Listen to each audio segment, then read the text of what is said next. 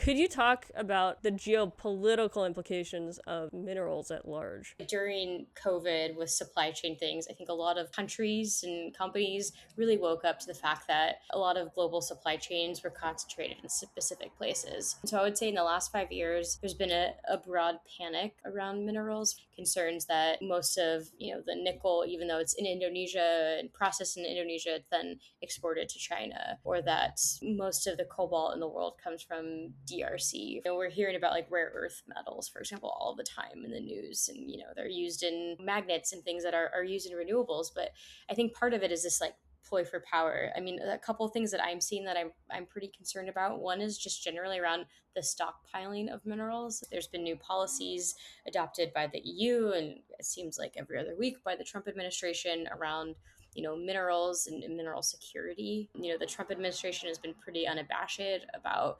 using minerals as a bargaining chip. So both with Ukraine and the DRC, Democratic Republic of Congo, the Trump administration essentially negotiated minerals for military aid agreements, seeing that these minerals are really important. I think they're becoming more and more central to a lot of our growing industries as a globe.